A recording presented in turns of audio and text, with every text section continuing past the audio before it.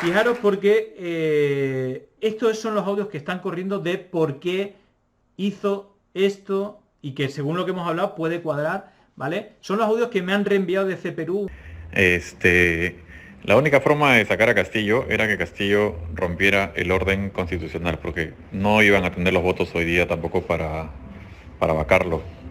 Entonces, José William Zapata ya había urdido un plan para sacarlo, que la única manera de sacarlo era que el tipo quebrante el orden constitucional, que fue lo que hizo hoy día.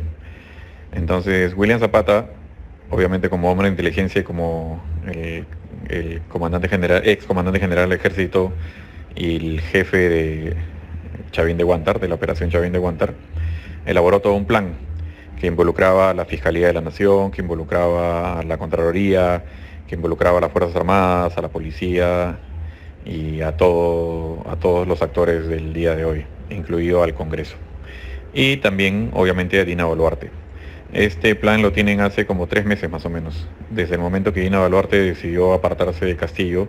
Están involucrados los ministros, está involucrado Mariano González, el ex ministro del Interior, que justamente a Mariano González lo metieron ahí para que fuera como un topo, ¿no? Pero bueno, finalmente lo sacaron, lo terminaron sacando y no se pudo llevar a cabo el plan con él. Pero involucraron a los ministros favoritos de Castillo, pues, ¿no? Al pelado ese que no me acuerdo cómo se llama, a Félix Chero y a otros más, ¿no? Que fueron los primeros ministros en renunciar.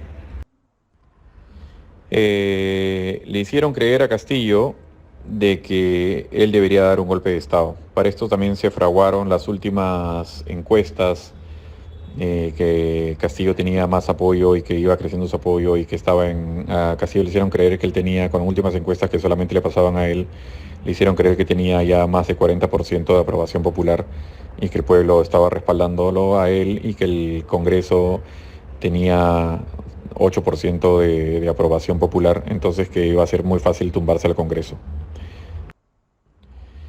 El día de anoche supuestamente hay Consejo de Ministros, se juntan todos los ministros, bueno, hubo Consejo de Ministros y supuestamente estaban elaborando la defensa de Castillo con la que se iba a presentar el día del Congreso. En esa reunión, varios ministros ya abandonan la reunión, se quedan los ministros más cercanos, y con el Servicio de Inteligencia le dicen a Castillo que la única salida que tiene ahorita y que va a contar con todo el apoyo de las Fuerzas Armadas, de la Policía, es tumbarse al Congreso. Entonces por eso que Castillo ahora en la mañana decide dar ese mensaje a la nación, que se lo escribieron también estos ministros, y le hacen creer que él iba a tener todo el respaldo de las Fuerzas Armadas y de la Policía y que el cierre del Congreso iba a ser un éxito y iba a ser aclamado por el pueblo. Pandemia digital, desinfectando su cinismo. ¡Acá atrás! Vamos a hacer un repaso antes de darle paso a Laura. Un repaso de los acontecimientos, así de manera rápida, para ponernos un poco en contexto. Bueno, nos decía Marco, atención, el presidente de Perú acaba de disolver el Congreso e instaurar gobierno de excepción, llama a convocar elecciones para un nuevo Congreso con facultades constituyentes para elaborar una nueva constitución en un plazo de 9 meses. Hasta entonces se gobernará mediante decretos ley y el toque de queda a nivel nacional se declara en reorganización el sistema de justicia. Hoy el Congreso debía votar un nuevo intento de vacancia de Castillo. Es decir, era el tercer moción de censura que iba a recibir, impeachment, y que, bueno, pues parecía que no daban los números. Por eso tiene como tan poco sentido lo que ocurrió. Claro, bueno, perdón, esto pasó un poco después. ¿Qué ocurrió? Y de hecho vamos a ver un poco simplemente no vamos a ver entero, evidentemente, pero vamos a poner un poco el nerviosismo que se le notaba a la hora de dar esas palabras. En atención al reclamo ciudadano a lo largo y ancho del país, tomamos la decisión de establecer un gobierno de excepción orientado a restablecer el Estado de Derecho y la democracia, a cuyo efecto se dictan las siguientes medidas. Disolver temporalmente el Congreso de la República e instaurar un gobierno de emergencia excepcional.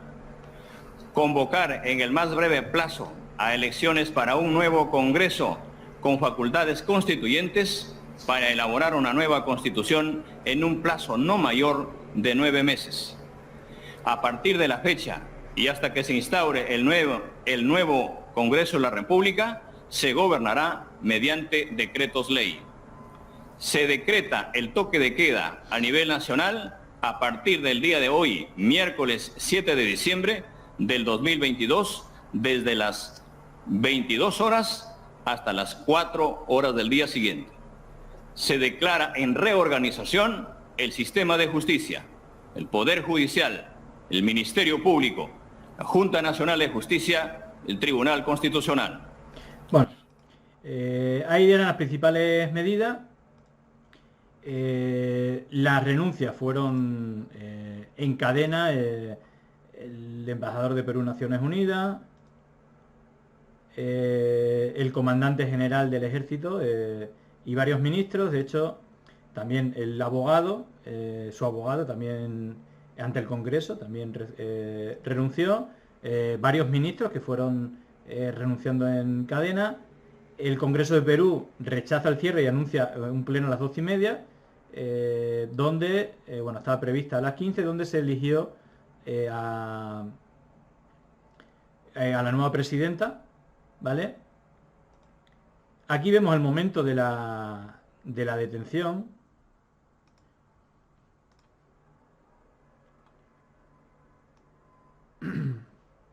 De hecho, esperar porque me han mandado un vídeo. Además, gente de Perú me está mandando cosas. A ver si soy capaz de... Perdón, de ponerlo. Vale, fijaros el vídeo que me han enviado, que si no me equivoco, vosotros corregidme si no lo veis así, parece que va esposado. Y estas imágenes creo que no se han publicado, pero me las ha mandado alguien desde Perú.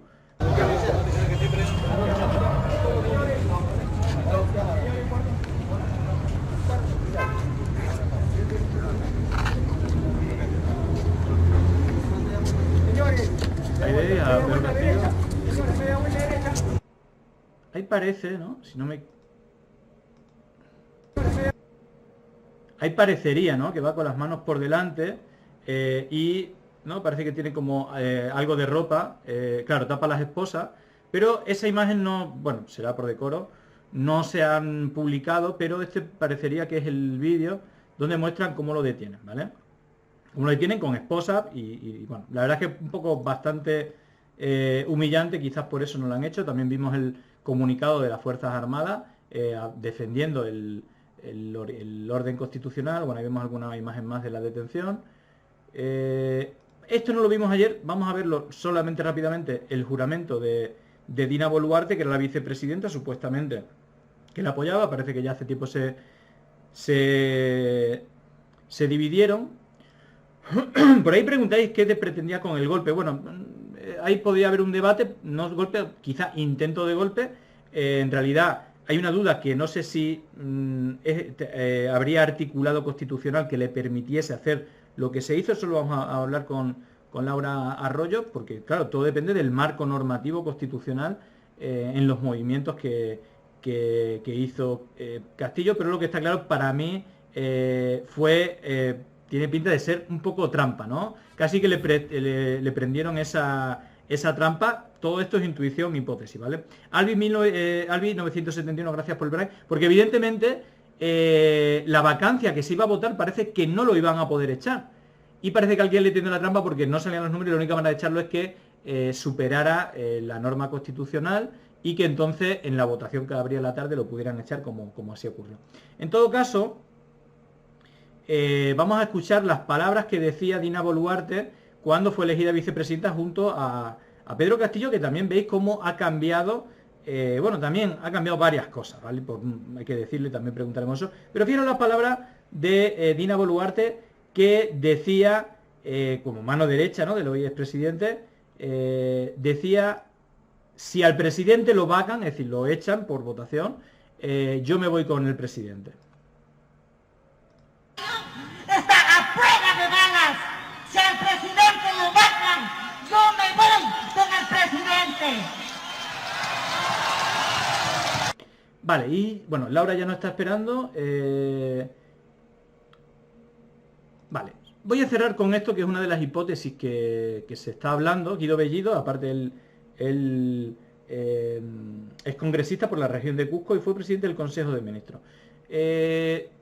Dice, hay indicios que el presidente fue obligado a leer el mensaje de la disolución y quien redactó el texto lo hizo con el fin de dar argumento a la vacancia. ¿Por qué hasta ese momento no existían los votos? Exigimos se determine quiénes fueron los artífices de esta caída. Bueno, tengo por ahí unos audios que también que están corriendo mucho por Perú, ¿vale? Que habla del plan, ¿vale? Después de lo que dice Laura, pero vamos a intentar, sin dar ninguna por buena, diferentes hipótesis de las que pudimos ayer en caliente pudimos hablar. Es más, luego también vamos a ver la postura de Nuevo Perú, que dice, desde el inicio del gobierno de Castillo, la mayoría, es decir, Nuevo Perú es la formación, para mí, la más respetable, la fuerza de Verónica Mendoza, que parece que también he perdido un poco la interna del partido, pero dice, desde el inicio, y esto es una realidad, desde el inicio del gobierno de Castillo, la mayoría parlamentaria antidemocrática y racista pretendió desconocer la voluntad popular y vacarlo, es decir, echarlo, cuando ganó las elecciones, evidentemente, además de cambiar la Constitución a su antojo para quebrar el equilibrio de poder y tomar el Ejecutivo sin pasar por las urnas, ¿vale? Ahora, aquí también viene Pedro Castillo, en lugar, evidentemente Pedro Castillo, aquí, si me habéis escuchado, lo he criticado bastante, en lugar de respaldarse en el pueblo y cumplir sus promesas, prefirió continuar en piloto automático neoliberal, pactando con las bancadas, de la derecha se refiere, a cambio de una supervivencia que terminó en nuevo intento de golpe parlamentario y en el fallido intento de golpe de Castillo, es decir, que le llaman golpe, ¿vale? Desde esta formación política. Rechazamos el golpe de Castillo, pero también a la mayoría parlamentaria golpista que se quiere presentar como abanderada de la democracia cuando han instaurado una dictadura parlamentaria de espaldas a las necesidades del pueblo que sigue sufriendo las consecuencias de la crisis. Bueno, lo vamos a dejar aquí, luego quizás veamos más del hilo, pero vamos a darle paso a Laura. ¿Qué tal? ¿Cómo estás, Laura? Hola Julián, ¿qué tal? Gracias por la invitación. ¿Cómo están? Nada, gracias a ti por aceptarla. Y bueno, quizás ya con unas horitas, porque ayer precisamente nos estuvo acompañando, bueno, prácticamente íbamos viendo en directo porque iban pasando cosas nuevas cada minuto prácticamente. Y quizás con, bueno, el paso de un día, pues quizás se pueda hacer, yo creo, muchas de las dudas que aquí en el chat, bueno, he tratado de hacer un resumen de cómo sucedieron los acontecimientos. Y bueno, yo lo que te quería preguntar es si la palabra más repetida es golpe de Estado. Y claro, un golpe de Estado curioso porque, digamos que el presidente que fue electo, ¿no? Democráticamente, no está ya de presidente, por lo tanto, podemos hablar de un intento de golpe de Estado y también hay gente que dice que el golpe de Estado se lo han dado a Pedro Castillo. Bueno, ¿cuál es tu análisis sobre el tema de golpe de Estado? ¿Hubo golpe de Estado? ¿De quién? ¿Cómo? ¿Cuándo? Yo creo que para entender mejor esta pregunta hay que remontarnos un poco al último mes y si quieres un poco más a las últimas semanas. Y lo que hemos visto es que hubo una pulsión de dos golpes de Estado intentando ser en simultáneo. El del Congreso lleva 1 año y medio queriendo ocurrir. 1 año y medio. No olvidemos que desde que asumieron sus escaños en el Congreso, los congresistas, lo que vendrían a ser los diputados españoles actuales, lo que hicieron fue instalar una comisión que investigara un fraude que nunca existió. Estamos hablando de julio del 2021 y desde entonces ha habido 3 mociones de vacancia, violación sistemática a la Constitución, que se supone que es de ellos mismos, que es la Constitución de la dictadura fujimorista, una serie de vulneración de derechos a la ciudadanía, como quitarnos las razones por las cuales podemos decidir cosas en un referéndum, etcétera. Ese era un golpismo que viene durando 1 año y medio. Y luego está el que intentó, pero no consumó, evidentemente, Pedro Castillo. Lo que ha pasado realmente ayer, y como bien dices, con las horas tal vez podemos entenderlo mejor, lo que ha pasado es que un golpe sí ha ganado el golpe del Congreso, porque han logrado conseguir los votos para vacar a Castillo por la misma moción de vacancia que habían instalado y que habían creado, que habían firmado y que habían presentado antes de que Castillo hiciera la locura que hizo, que tampoco es defendible. Pero con eso han logrado que su gran objetivo, que era sacar al presidente que fue elegido en 2021, ese era su principal objetivo, y poner ellos a una presidente que ellos pudieran controlar, Ahora, también te digo que hay que ver cuánto tiempo va a estar Dina Boluarte en el espacio en el que está y en la presidencia, porque es una presidenta hipotecada a ese Congreso golpista que no va a retroceder ni un poquito en su intención, que en realidad es presidir el gobierno ellos. Y entonces creo que la clave es entender que ha habido un golpe que se ha ganado ayer, claro que sí, el golpe del Congreso, y eso es peligrosísimo perderlo de vista, ¿no? Sí, sí. De hecho, había bueno, ya hay como ciertas hipótesis. Estaba leyendo un tuit de Guido Bellido, que bueno, no lo ubico bien, pero entiendo que es de la gente que a lo mejor esté más cerca de... Fue el primer primer ministro de Castillo. Que luego también fue revocado al poco tiempo, creo que con alguna polémica, bueno, de cosas que desde aquí a lo mejor no se entiende, de gente de izquierda, creo que era algún discurso machista, LGTBI-fóbico, etcétera, pero en todo caso, aquí suelta una... de hecho, no sé si a ti te han llegado unos audios que están corriendo por Perú, a mí me han mandado como un plan de cómo se armó todo, luego quizás lo ponga porque es bastante largo, pero el tuit viene a decir: hay indicios que el presidente fue obligado a leer el mensaje de la disolución y quien redactó el texto lo hizo con el fin de dar argumento a la vacancia, porque hasta ese momento no existían los votos.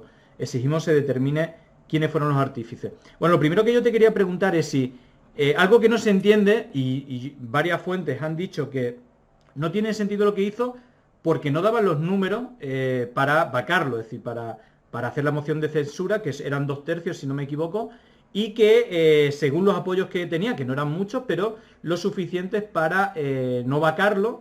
De hecho, podíamos entrar, aunque es bastante complicado, pero la bancada de Nuevo Perú no apoyaba la vacancia, pero sí que después de lo que hizo se le quitó el apoyo. Pero en todo caso, la gente se pregunta, ¿pero por qué lo hizo? Es como si le hubieran puesto un anzuelo, una trampa para que lo hiciera, y es lo que viene a decir aquí Guido Bellido. ¿Hay alguna confirmación o a ti te ha llegado? Es decir, ¿esa hipótesis está tomando fuerza o no? Porque sería una posible explicación lógica, algo ilógico que nadie entiende. A ver, la clave aquí es entender que es muy difícil justamente entender para los peruanos y las peruanas, pero también para la gente de fuera, yo me imagino que más, por qué el presidente hizo lo que hizo, ¿no? Y creo que por eso también surgen esta cantidad de hipótesis, porque lo cierto es que siguen siendo lo que tú dices, hipótesis. No podríamos tampoco darles una validez. A mí me preocupa mucho cuando les damos validez sin estar convencidos de lo que ha pasado, sobre todo porque estamos en un momento de muchísima turbulencia. Lo que sí es verdad es que es bastante inexplicable que Pedro Castillo haya decidido suicidarse a sí mismo. En realidad, yo sé que la palabra autogolpe en Perú es muy dura porque nos recuerda a la época fujimorista. Ayer hablaba con una amiga y en realidad me dijo, esto ni siquiera es autogolpe, es autogol. Lo que ha hecho Pedro Castillo es autogolearse y autodisolverse en vivo y en directo. En el momento en que enuncia el discurso empezó esa disolución, porque empezaron a renunciarle los ministros, empezó a perder el apoyo de todas las instituciones democráticas del país. Y entonces, claro, alguien podría pensar, de hecho yo misma, fue una de mis primeras reacciones en la noche de ayer, noche de aquí, tarde de allá, que era, no tiene sentido porque no tenía los votos. Ahora bien, también estamos conversando durante todo el día con mucha gente, con muchas fuentes allá, y hay quienes señalan que tenía que saber que a lo mejor sí llegaban a los votos y que por lo que sea no lo teníamos claro. Ahora, es verdad que aquí creo que es importante señalar el papel que ha jugado, el rol que ha jugado Vladimir Cerrón y Perú Libre. Y creo que ha sido un papel y un rol bastante nefasto, la verdad, bastante nefasto. ¿Por qué? Porque en este jugar a no decirte que te voy a apoyar o que voy a sostener, o que voy a votar con el fujimorismo a favor de que te vaquen y tal hasta el último minuto, con la intención de sacar un ministerio más o 2 ministerios más, y bueno, este juego de cuoteo, que es un juego muy político, pero que lo que hace al final del día, cuando el presidente depende de esos votos, es ponerlo en una situación de profunda incertidumbre y de volatilidad, ¿no? Y creo que eso ha tenido algo que explicar. De hecho, el tuit de Vladimir Cerrón ayer, casi inmediatamente después del mensaje de Pedro Castillo, casi parece un tuit con culpa. No sé si ¿no? Como esto de que te da el uy. Claro, uy, porque uy, uy. Esto lo estuvieron comentando, que hablaba de golpe de Estado, pero ahora no lo recuerdo, pero no sé si se refería al golpe de Estado que le estaban dando a Carlos Castillo o al golpe de Estado que estaba dando Pedro Castillo, perdón. ¿A qué se refería Cerrón en este caso? Bueno, yo creo que ese rol se refiere a que Castillo, es verdad que en su anuncio, lo que anuncia se sale de la ley y por supuesto que si se hubiera ocurrido, porque lo que pasa es que no ocurrió nada de lo que anunció, ¿no? Hubiera sido un golpe, es que esto es evidente, por eso yo digo que muy claramente ha sido un intento y es denunciable, no se puede defender eso, no se puede defender vencer al golpismo con golpismo, yo en eso estoy de acuerdo, pero creo, como te digo, que el rol de Vladimir Cerrón y su tuit sobre todo busca un poco lavarse la cara y las manos y como decir yo aquí no tuve nada que ver cuando en realidad Perú Libre intentó acorralar al presidente también todo el tiempo para poder sacar ciertos réditos de esa presidencia y de ese gobierno, es verdad, y él estaba también pues un poco en la necesidad de depender de este espacio tan problemático en este sentido, ¿no? Porque lo dejaba en una inestabilidad tremenda con un Congreso que, insisto, el golpismo de la mayoría congresal es brutal. Hablamos de una mayoría reaccionaria, una mayoría fascista. No hablamos de una mayoría de derecha neoliberal, democrática, que ya te diría, pues no me gusta, pero son democráticos. No. Hablamos, de hecho, hablamos de los aliados de Vox en el Congreso, en ese Congreso que ahora va a tener contra las cuerdas a la nueva presidenta. Yo no sé qué celebra tanto alguna gente, algunos periodistas y algunos opinadores sobre la nueva presidencia. La nueva presidencia está hipotecada a estos amigos de Vox. La presidencia actual peruana está hipotecada a quienes han firmado la Carta de Madrid, a quienes dicen que Pedro Castillo fue comunista. Miren en qué comunismo del mundo, explícame, las cosas iban como iban, no se expropiaba ninguna empresa, los recursos estratégicos seguían en manos de capitales privados, la prensa le hacía leña y hablaba mal del presidente todo día, tarde y noche. Dime en qué dictadura o en qué comunismo esto ocurría, ¿no? Entonces, claramente no se condecía con la realidad. Pero por eso digo que lo que viene ahora en Perú ha empezado, diría yo, ayer, el día 0, hoy, el día 1, ha empezado como un nuevo momento muy oscuro.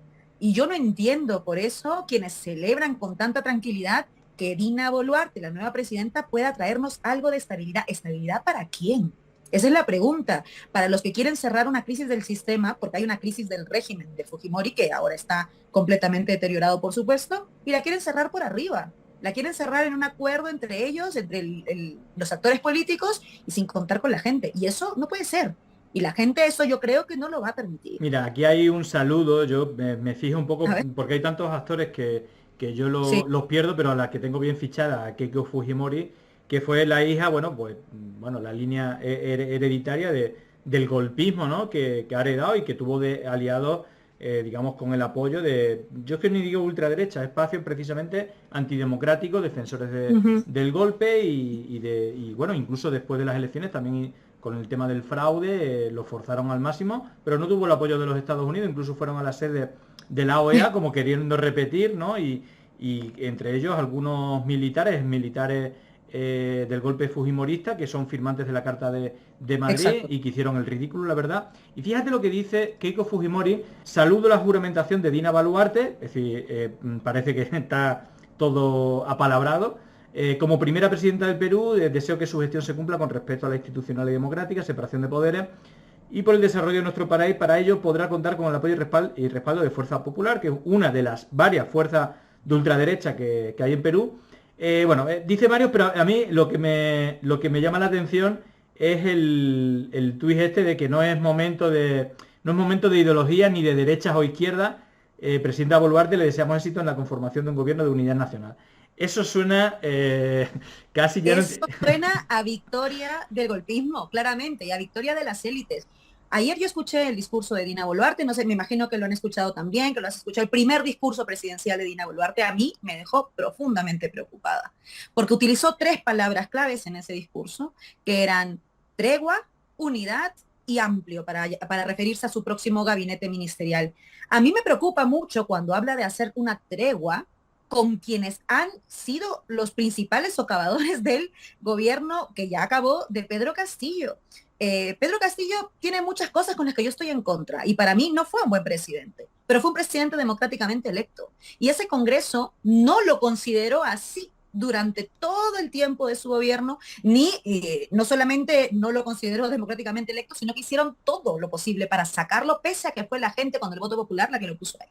Y ver que una presidenta lo que dice es que va a tener una tregua con estas fuerzas, me parece muy preocupante. Tu tregua tiene que ser con la gente. Por cierto, Hablamos muy poco de la gente, porque claro, estamos pensando en el Congreso, en cómo va a actuar en la nueva presidenta, pero hay un sector de la población, hay un sector del 31% que aprobaba a Pedro Castillo y que estaba subiendo en aprobación sistemáticamente en los últimos meses, que siente que ayer ha perdido, que el presidente que habían votado lo han sacado y que han puesto a otra por la cual ellos no han votado. Y que esta otra presidenta está diciendo de hacer una tregua con ese Congreso golpista que fue el que perdió las elecciones. Y esto es algo que no podemos evitar de ver, por más absurdo que sea y por más intento de golpe que hubiera tenido Pedro Castillo, lo cierto es que quien ahora está teniendo el poder de decidir hacia dónde va a gobernar la próxima presidenta Dina Boluarte es el grupo de gente que perdió las elecciones del 2021. Y sabemos muy bien en América Latina qué significa esto y cómo no es la primera vez que sacan a un presidente de izquierdas y meten por la puerta de atrás a un presidente más útil o más cómodo para las élites. Por más que sobre Pedro Castillo se pueden decir mil cosas, pero sabemos muy bien que un presidente sea malo no es razón para vacarlo. Y creo que esa es la primera clave de la democracia que tenemos que entender, y esto es lo que en Perú acaba de pasar. Sí, sí. Aparte, bueno, te quería preguntar por Dina Boluarte, por ahí he dicho que es como la nueva Lenin. Evidentemente, antes de que entraras hemos puesto el vídeo que decía que si lo vacan, porque hay que recordar que es el tercer intento de vacancia, que incluso seguramente no hubiera salido adelante.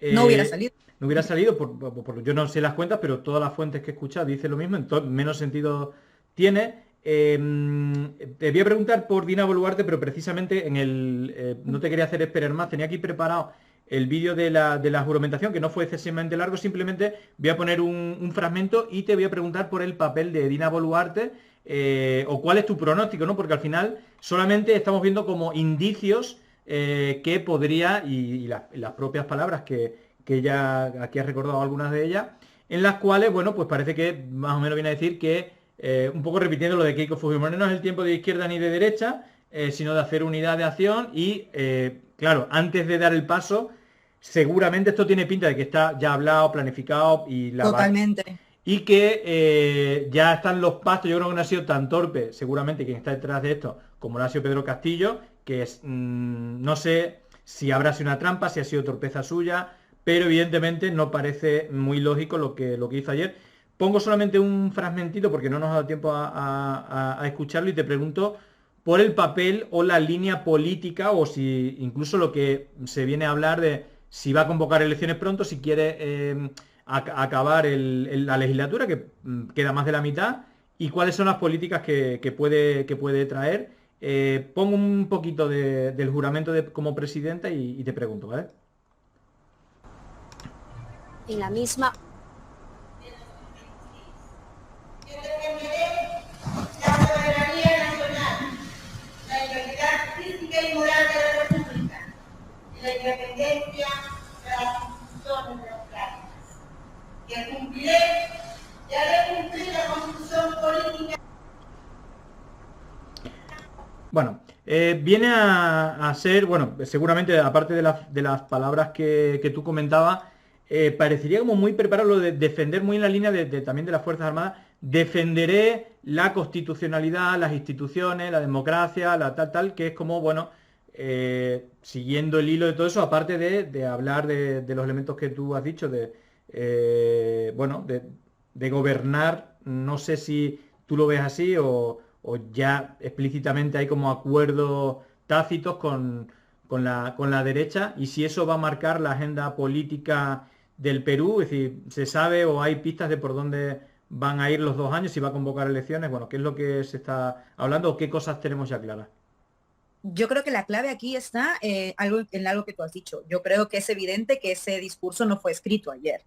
Esto quiere decir que ya estaba esto pues medianamente conversado entre las diferentes fuerzas que tienen el espacio de los votos en el Congreso de la República. Pero la otra clave también está, y esto es importante, en que Dina Boluarte está siendo sonada, era sonada como la carta para recuperar la estabilidad. Yo no sé de qué estabilidad estaban hablando quienes hablan de esto, la estabilidad de la pandemia, de ser el peor país en daños por la pandemia, de tener solo capitales privados en la salud, de no tener acceso ni a camas camas UCI ni a balones de oxígeno en esa pandemia, pues bueno, esa estabilidad que nos decían que se garantizaba con Dina Boluarte nos la estaban diciendo ya durante la última semana, antes de que pasara todo lo que ha ocurrido ayer. Ya muchos analistas políticos, personajes políticos también, periodistas, opinólogos, gente del poder mediático y por supuesto gente del poder económico, estaban diciendo que Dina Boluarte era la carta, digamos, deseable, como este mal menor y que la oposición tenía que aceptarla, votar la vacancia para que ella asumiera, ¿no? Y en realidad esto es lo que ha pasado. Es verdad que Pedro Castillo es el que lo desencadena con la torpeza que comete ayer, pero también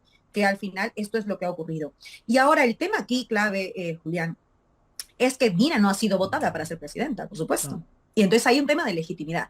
Es verdad que es la línea de sucesión legal. Nadie duda que es legal que sea la presidenta. Ojo, esto es lo principal a decir. Lo segundo, nadie duda tampoco que por lo mismo es legítima dentro de esa sucesión constitucional. Válido. Pero no ha sido votada. Y hay una parte de la legitimidad que tiene que ver con el apoyo popular. Eso es fundamental. Y esto no lo tiene. Ojo, Martín Vizcarra, que fue el presidente que ocupó la presidencia después de que Pedro Pablo Kuczynski también renunciara, podríamos decir que era algo similar, pero hay una diferencia. Martín Vizcarra había sido gobernador regional. Era bastante más conocido que Dina Boluarte ahora. Eso es lo primero.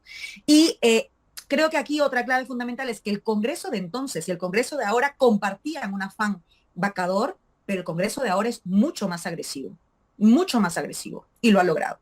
Y entonces, claro, yo me esperaba un discurso, con honestidad te lo digo, de Dina Boluarte que fuera un discurso un poco más cercano a la realidad.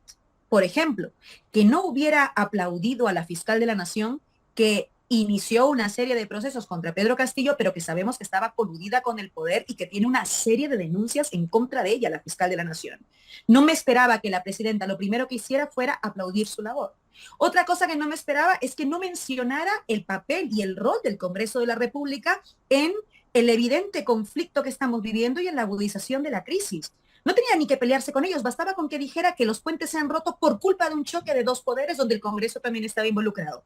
Ni lo mencionó, ni mencionó el papel del Congreso en esta crisis, y eso tú no lo puedes hacer si vas a presidir en un contexto de crisis sistémica el país. Es de vergüenza. Le habló en su mensaje a aquellos con los que va a hacer esa tregua, a ese Congreso y al poder, a las élites, y a quienes no les habló en ese mensaje. Justo a aquellos que le tienen que dar esa legitimidad. La mayoría social que ahora mismo siente, como te decía, que ha perdido porque al final ganaron en las urnas y volvieron a quitarles la victoria. Dicho esto, me esperaba también que por lo mismo, con una lectura de la realidad, Dina Boluarte dijera, y por tanto me comprometo a trabajar por reconstruir, bla, bla, bla, bla, bla, bla, y llegar a un adelanto electoral o convocar a unas elecciones donde sea el país, el pueblo, el que recupere el poder y decida a quién quiere en su presidencia y en su Congreso. Porque en un momento de crisis, tú tienes que devolverle el poder al pueblo, es lo lógico. Es lo lógico que sea el pueblo el que decide, es lo democrático, sobre todo con un Congreso que tiene 6% de aprobación. O sea, no tiene ningún sentido que quieras mantener a este Congreso. Es absurdo. La gente que nos decía hasta hace una semana que tenían que irse todos y que fuéramos a adelanto electoral para salvar la estabilidad del país y que votáramos nuevamente presidente y Congreso, ahora están muy contentos con que solo se haya ido Castillo y que no, que se quede el Congreso, te dicen ahora, porque ya no estamos en esa crisis. ¿Cómo que no estamos en esa crisis? Con Dina Boluarte la crisis se sostiene y lo peor, y esto me preocupa mucho, Julián, es que pueda agudizarse.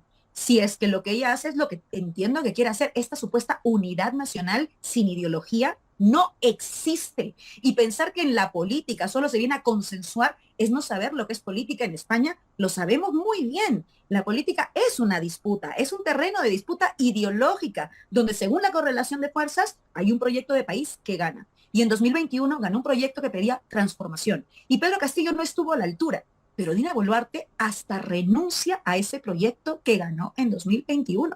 Y a mí por eso el pronóstico que tengo es que lo que veremos con Dina Boluarte es el intento de cerrar esta crisis por arriba. Y eso no va a salir bien, porque la única forma de resolver esta crisis es devolviéndole la voz y el poder a la gente, que vuelva a votar democráticamente, que vuelva a decidir a quienes quiere y que decida también, y esto es clave, si quiere una constitución nueva, un nuevo pacto social que construya en democracia, porque el que tenemos es el de Fujimori. Como en Chile se están intentando quitar de encima la de Pinochet, creo que en Perú nos merecemos también quitarnos de encima la de Fujimori. Y entonces yo creo que esa es la clave que está en el centro y eso es lo que Dina Boluarte parece haber desechado completamente. Y esa es una terrible noticia.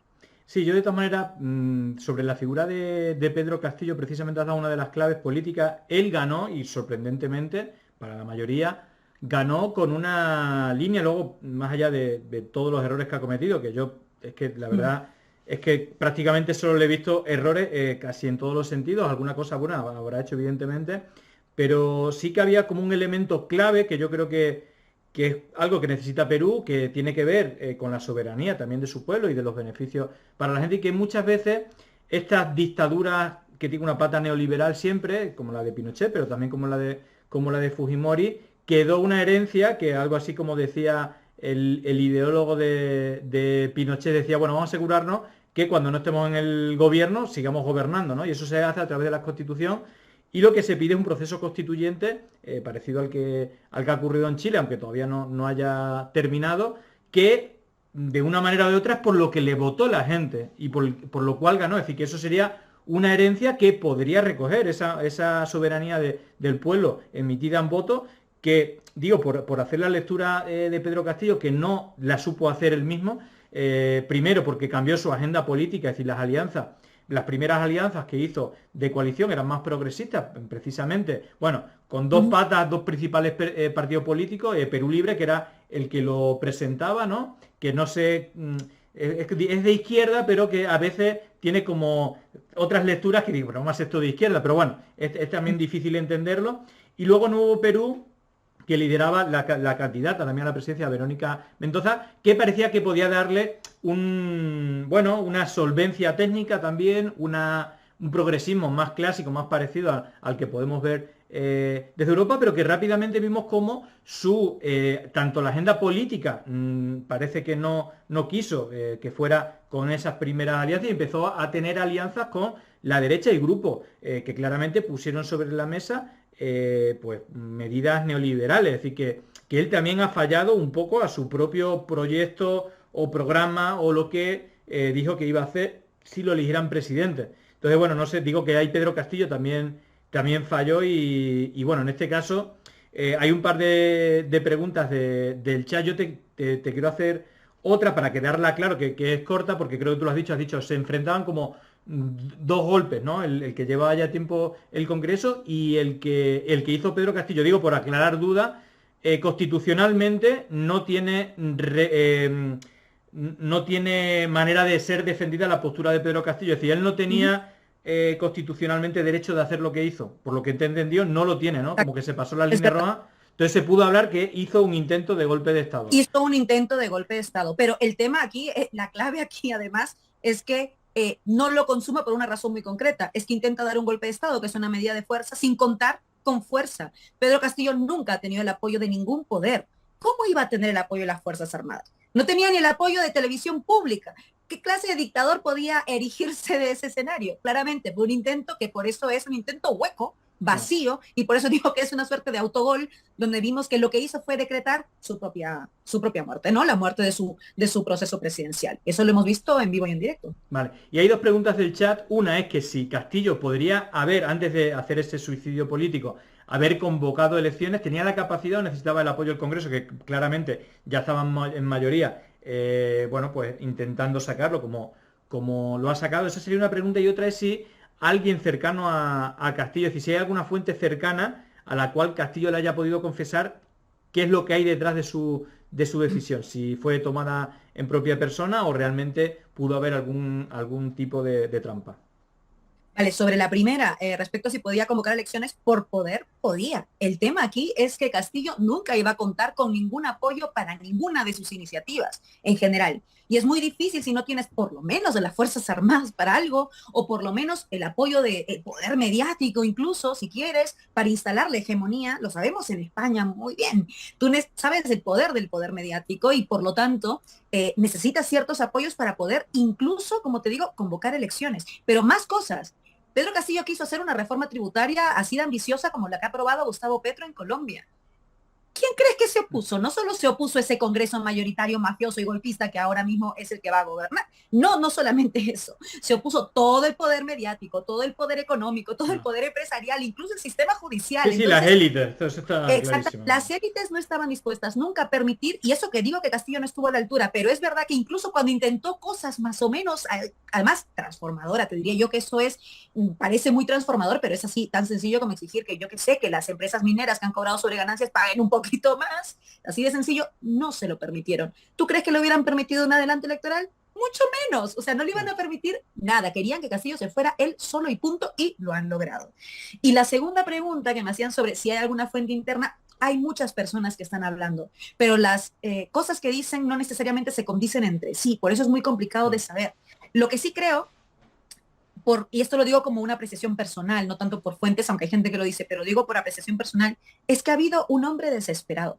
Cuando vemos la imagen, esta imagen de Castillo cogiendo el papel, temblando con los dedos y con el rostro desencajado, hay un hombre desesperado. Hay un hombre desesperado que yo creo que está desesperado porque cree que lo van a vacar cuando yo creo que esto no iba a ser posible, pero por lo que sea, por la razón que sea, creía que lo iban a vacar y entonces decidió lanzar su última opción, una pésima opción, inconstitucional y antidemocrática, porque pensaba que era la única vía de salvarse de alguna manera. Esta desesperación yo creo que lo llevó a todo esto y creo que esa es la gran principal explicación de todo lo que ha ocurrido. Pero a esto quiero añadir una cosa, que de esto se va a hablar poco en todos los medios peruanos y creo que es importante señalarlo aquí, que es un espacio además que abre a otras miradas también de lo que pasa, ¿no?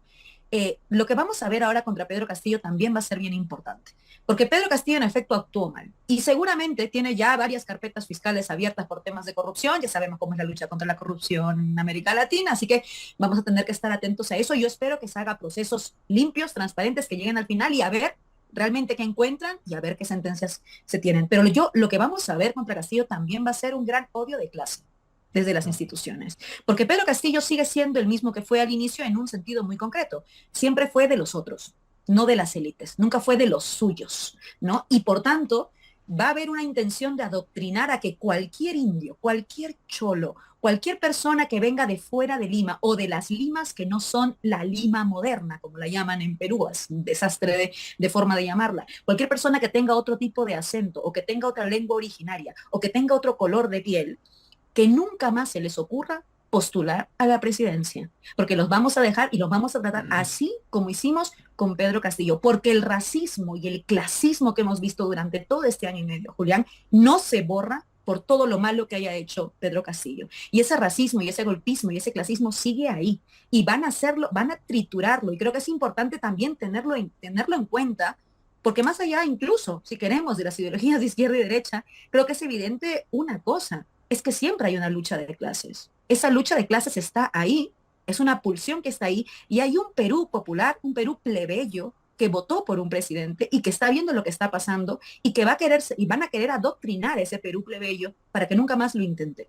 Y hay que estar bien preparados también para eso y no caer en estos discursos que a veces desde lo legal, los legalismos y las leyes, todo esto, evitan ese factor fundamental que es la lucha de clases, y espero honestamente que estemos a la altura como ciudadanía de saber diferenciar una cosa de la otra, porque una cosa es lo muy malo que él haya hecho y otra cosa es los que ahora están celebrando felices de oreja a oreja porque su clasismo, su racismo al final del día ha ganado.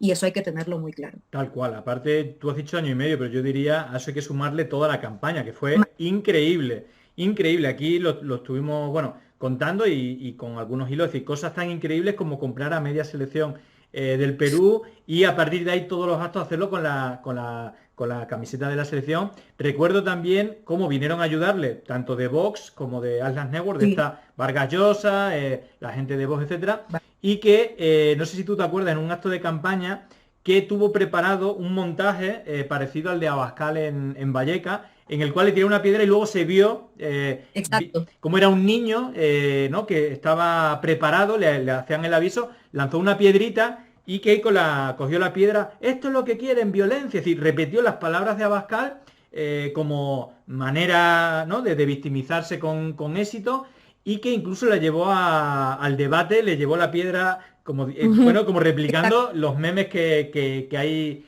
que hay aquí, pero que es bastante lamentable con toda la fake news, con el tema del fraude electoral.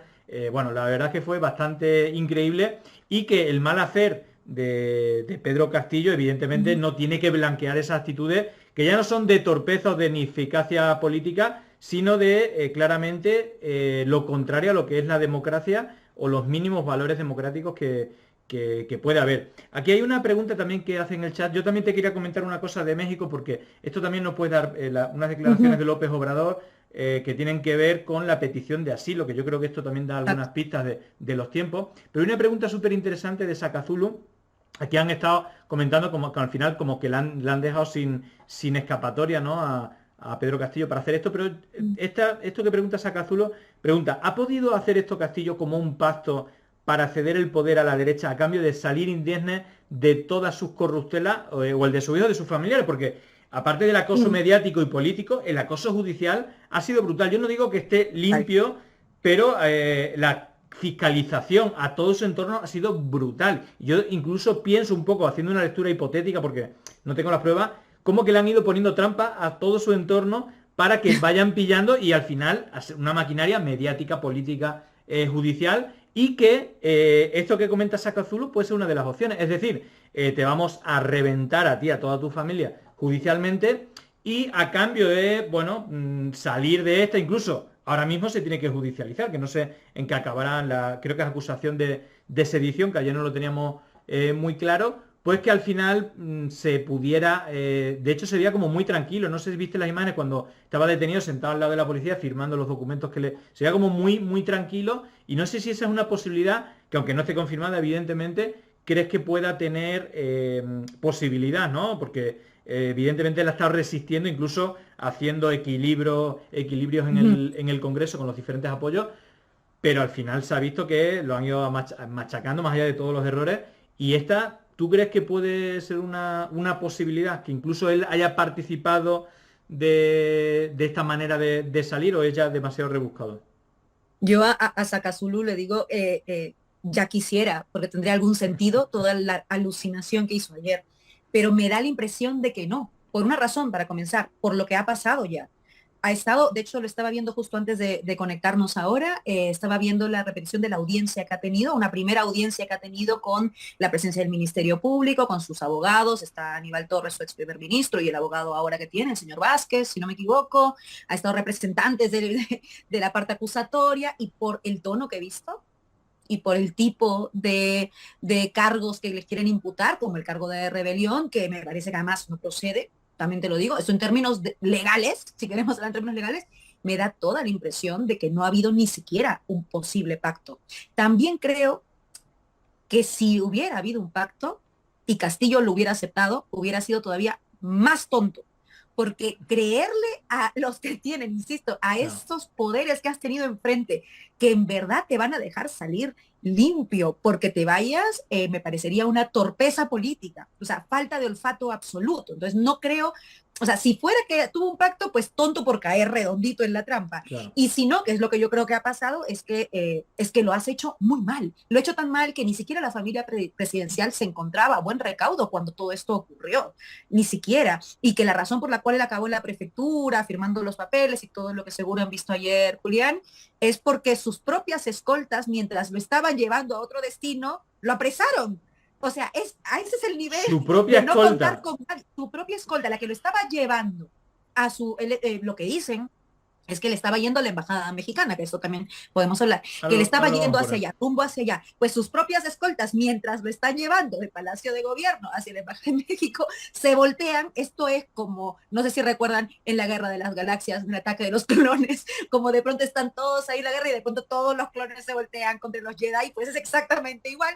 Sus escoltas se voltean y de pronto se lo llevan, lo dicen, señor, usted está detenido por haber sido no sé qué, en flagrancia de no sé qué delito, rebelión, y lo llevan a la prefectura. A ese nivel creo que no ha podido haber un pacto, porque no, mira, yo entiendo que a veces la derecha es muy altisonante y dice, el dictador comunista Pedro Castillo, pero a ver, un dictador que no controla ni a su escolta ni a su chofer, es que ya esto es tergiversar muchísimo las palabras, no llegan ni a muchísimo menos que eso. Y entonces esa ha sido la situación, y por eso creo que no ha habido un acuerdo, y como digo, creo que van a más bien utilizar todos los procesos contra Castillo para adoctrinar y dejar un mensaje muy claro a un gran sector de la población mayoritario en el Perú, y eso me preocupa. Claro. Eso me preocupa porque al final tú sabes cómo opera el racismo.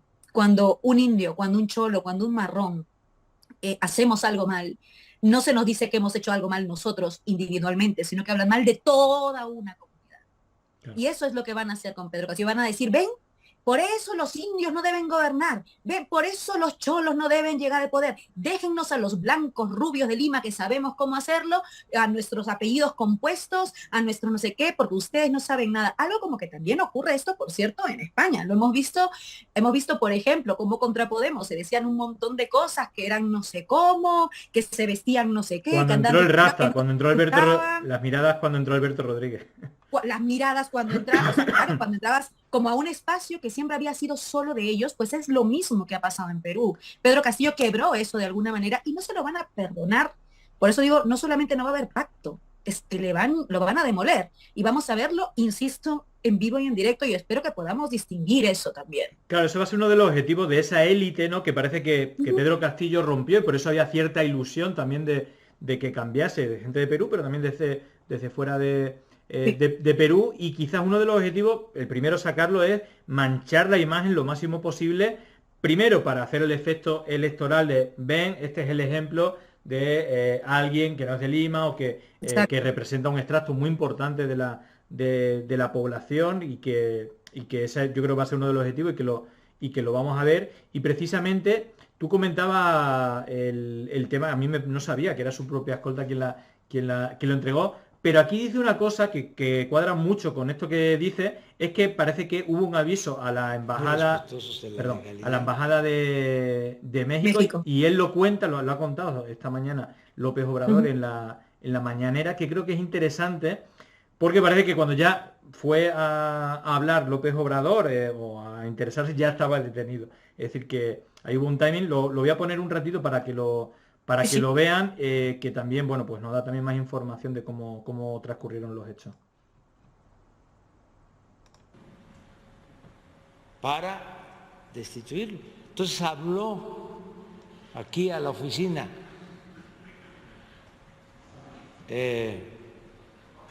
para que me avisaran de que iba hacia la embajada, pero seguramente ya tenían intervenido su teléfono y que iba a solicitar el asilo y que si le abrían la puerta de la embajada. Busqué a Marcelo Ebrard y le informé y le dije que hablara con el embajador y que se abriera la puerta de la embajada con apego a nuestra tradición de asilo. Pero al poco tiempo tomaron la embajada, con policías y también con ciudadanos. Rodearon la embajada y él ya creo que ni siquiera pudo salir, ya lo detuvieron de inmediato. Entonces nosotros pedimos que se le respeten sus derechos humanos, que se actúe con legalidad verdadera, que se proteja a su familia. Lo demás, lo político, pues ya lo va a atender la Secretaría de Relaciones Exteriores. Bueno, ahí lo parece suficiente. Es tremendo lo que cuenta aquí, porque parece que hubo una primera llamada como que voy a la embajada para pedir asilo. Y ahí habla que, dice, seguramente ya te hubiera pinchado el teléfono, y hubo, inmediatamente, al poco tiempo de hacer ese pedido, hubo una red de policías y de ciudadanos para impedir que pudiera entrar. pero dice que luego ni salió del edificio donde estaba porque fue reprendido y detenido, y que, bueno, al final... Pero la llamada de así, es decir, no sé si debe ser en el momento... Si no, no sé los tiempos, debe ser todo muy concentrado, pero esto debe ser al poco tiempo de que... o no sé si incluso antes, no lo sé cómo son los tiempos de esta sucesión, es decir, o cuál fue el punto clave en el cual él dice, bueno, me voy porque me van a detener. No sé cuál es el timing, el punto, como después de lo que ha dicho López Obrador, se dieron los acontecimientos, en qué momento podría haber pedido asilo. Sí, eso no queda del todo claro todavía, no sabemos bien exactamente lo que bien has dicho, la sucesión. Lo que sí queda claro, creo, es que cuando él hace lo que hace, me refiero cuando Pedro Castillo dice lo que dice y anuncia el intento de golpe, creo que automáticamente, como ve que es como un juego de dominó, que rápidamente caen todas las fichas, es que se tiene que haber dado cuenta muy rápido que estaba jodido. O sea, se ha dado cuenta muy rápido, por tanto, ¿por qué? Porque no había lugar a dudas. O sea, no solamente no tienes a las Fuerzas Armadas, no tienes ya ni a tu gabinete ministerial. Has perdido a tu ministro de Relaciones Exteriores, que si no me equivoco fue el primero en renunciar casi inmediatamente, y luego así, uno a uno, todos tus ministros. No tienes a nadie. Entonces, claro, era lógico, digamos, dentro de lo que yo me imagino que habrá pensado el expresidente, pues de alguna manera tengo que salir de esta, ¿no? Y luego ha pasado lo que ha pasado, que como bien ha señalado, pues sí, ha querido enrumbarse, pero como te decía, hasta sus mismas escoltas recibieron la orden de que había que llevarlo a la prefectura y fueron ellas las que luego lo condujeron hasta la prefectura, donde luego ha estado muchas horas y luego ha estado en la Diroes, si no me equivoco, con un vecino muy perturbador, debo decir. El otro personaje que está en ese mismo espacio, en el judicial en el que está ahora mismo Pedro Castillo, es Alberto Fujimori. Y me parece grave, debo decir, algunas comparaciones que se hacen antojadizas intentando equiparar como si fueran lo mismo Alberto Fujimori y Pedro Castillo, y que de alguna manera que estén en ese mismo espacio físico también me hace un poco de ruido, debo decir, porque como digo, Pedro Castillo claro que intentó hacer lo mismo, pero miren lo que fue. Y sin embargo, Alberto Fujimori sabemos lo que fue.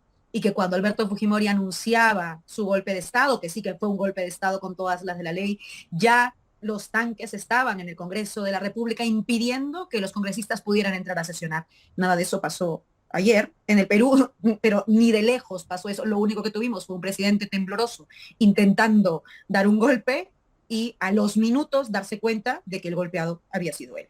Eso es lo que hemos tenido el día de ayer. Aparte hay que olvidar precisamente, bueno, vimos incluso a Vargas Llosa, ¿no? Que en su momento criticó tanto a Fujimori como fue a defenderla y apoyarla en la campaña. Incluso la mano derecha de Fujimori, desde la cárcel, es decir, ¿cómo era la persona esta que está encarcelada que llamó y compró? Vladimir Montesinos, el ex asesor. Vladimir Montesinos, siempre que hablan de narcodictaduras, él tuvo una relación directa con grandes narcotraficantes que financiaban, bueno, con los cuales colaboraban también durante la dictadura, aparte del tema del ejército. Y fíjate lo importante que es que, por situar, ¿no? Yo no digo que esté bien, evidentemente, lo de Pedro Castillo, pero es que la fuerza, es decir, el otro polo precisamente es toda la herencia, no solamente la propia hija que interviene, evidentemente defiende la dictadura de Fujimori, que tuvo el apoyo también de Montesinos desde la cárcel, comprando incluso al comité electoral, también bots, había conversaciones pinchadas de cómo compraba bots en redes, de los que también dimos cuenta de esta pandemia digital, y que ese es ahora quienes se las van a dar de democracia o decir, viste, era un golpista, lo dicen los propios golpistas, y que después de perder las elecciones también, después de hacer trampas, también intentaron, bueno, pues forzar casi un golpe de Estado, por suerte sin el apoyo de los Estados Unidos, pero aquí evidentemente le dieron la vuelta. Y bueno, para terminar, no sé si nos ha quedado algo importante en el tintero, pero ¿cómo crees cuál va a ser el futuro de Pedro Castillo? Ayer estamos hablando de Obrador, que decía que se respete la legalidad, que se respete también, que se cuide a su familia, se respeten los derechos humanos, y luego dice, ya los políticos, ya dice, bueno, eso ya que se encargue Ebrard, que es el responsable del gobierno en el ámbito internacional. Pero él, como es la tradición de México, bueno, pues digamos que le da asilo a diferentes personas en este tipo de situaciones, y que se preocupa por el tema de los derechos humanos y la salud. Pero no sé si tú crees que, igual va a ser muy hipotético en qué va a acabar la vida política. Parece que definitivamente va a acabar de por vida ya, pero a nivel civil, ¿crees que estará en la cárcel durante mucho tiempo? ¿Cómo crees que los delitos, no sé si son sedición o alguno más, y cómo está estipulado las penas en este caso? Sí, si no me equivoco, se le está acusando ahora mismo por rebelión y por, no recuerdo ahora el nombre, no sé si era conspiración o algo así. Esto Ujú. es, eran como los dos delitos que se le imputan ahora mismo. Claro, el tema es que ahora aquí viene un debate leguleyo, que es aparte del debate político, porque el debate leguleyo, ya te digo yo, el delito de rebelión tipificado supone un alza en armas. Esto no ha ocurrido ni de lejos. Claro. No ha ocurrido ni de Y lejos. lo de Y la razón, conspiración es con quién y ha lo de conspirado. conspiración, ¿cómo lo puedes justificar? Además, se le ha detenido cuando su escolta lo detiene y se lo lleva, su escolta, es que esto es muy gracioso, su escolta lo detiene y se lo lleva a la prefectura. La razón por la cual lo detienen es porque dicen que lo han pillado en fragancia, infraganti, como Ajá. diríamos. Pero ¿cómo puedes pillarlo infraganti de rebelión si no ha habido alza en armas? Y lo cierto es que lo han detenido sin tener una orden judicial también. Con lo cual ya estamos viendo que hay una serie de irregularidades ahí sobre este caso en concreto. Es verdad que Pedro Castillo tiene abiertos otros procesos de investigación que tienen que Sí, ver con sí. la corrupción de su entorno y tal, y que creo que son esos más bien los que de alguna manera podrían justificar que se continúen esos procesos, insisto, de manera transparente y limpia. Ahora bien, me temo que eso no va a ocurrir. Ya hemos visto en este año y medio también cómo elementos del sistema judicial peruano se coludían con el discurso golpista para intentar tergiversar la Constitución y cambiar ciertas leyes para que el presidente pudiera ser destituido. Ahora que ya no es presidente, que ya no tiene ni siquiera ese mínimo poder que parecía ejercer desde la presidencia, dudo mucho que vayan a bajar ese tono. Y más bien lo que van a intentar, por eso insisto, es utilizar nuevamente esta ley y no preocuparse tanto por llegar a una investigación seria, rigurosa y que llegue a buen puerto, a una sentencia válida, sino más bien en hacer una suerte de show mediático también para, insisto, aleccionar a todo aquello que significa Pedro Castillo. Y por eso me parece tan importante lo que dice Andrés Manuel López Obrador, pero también lo ha dicho hoy Gustavo Petro. Debo decir que los presidentes de la región que se han pronunciado sobre esto, también se pronunció Evo Morales, si no me equivoco, Sí. han sido muy cuidadosos todos en señalar que Pedro Castillo ha actuado mal, porque ha actuado fuera de la ley, pero que realmente el golpismo que ha ganado y que se ha visto sometido durante un año y medio a unas presiones de una élite y una oligarquía que no aceptaba su victoria. Lo han dicho todos, mucho más fuerte y más claro que muchos y muchas representantes de la izquierda peruana que no se atreven a decir algo que también es una verdad. Y creo que eso también hay que decirlo porque es importante leer cómo están leyendo esta realidad donde puedes decir una cosa y la otra porque no son excluyentes. Y en ese sentido, Gustavo Petro también ha señalado que espera que se respete el Estado de Derecho y que haya garantías judiciales para Pedro Castillo y para su familia. Esto, te digo, Julián, yo lo veo bien complicado porque ahora inicia una nueva era de persecución muy distinta porque ya no se trata de Pedro Castillo, sino se trata de eleccionar a un pueblo y eso a mí me preocupa. Y además porque ya estoy viendo a ciertos periodistas de la derecha, de lo equivalente a Fox News, digamos, a Willax y a otros espacios y otros tal, diciendo dónde están los otros delincuentes, la esposa y los hijos de Pedro Castillo, así en sus redes sociales. Y ese tipo de persecución, que es una persecución social y política, la vamos a ver porque ya la estamos viendo. Y es de vergüenza lo que vamos a ver, porque insisto, así como hablaban muy mal del hijo de Castillo porque se había atrevido a ir al concierto de Bad Bunny, así de ridícula era la prensa y sigue siendo el poder mediático peruano, pues ¿cómo va a ser ahora que no se trata de un concierto de Bad Bunny, sino que se trata de que el hijo, la hija y la esposa de Pedro Castillo, pues simplemente son esposos e hijos, pero ellos no han cometido nada? Claro. Pues ya te imaginas cómo está el poder mediático sacando todas las fauces y salivando ante la posibilidad de desplegar su odio, su racismo y su clasismo también. Y eso tampoco lo podemos permitir. O sea, hay que ser capaces de mirar la foto completa. Y como digo, me preocupa, no vaticino, honestamente, ni siquiera un escenario de estabilidad, porque no es posible un escenario de estabilidad en un contexto de crisis sistémica. Y lo que pretende hacer Dina Boluarte con este Congreso golpista, que se siente victorioso, porque lo es cerrar esta crisis por arriba. No hay estabilidad posible así.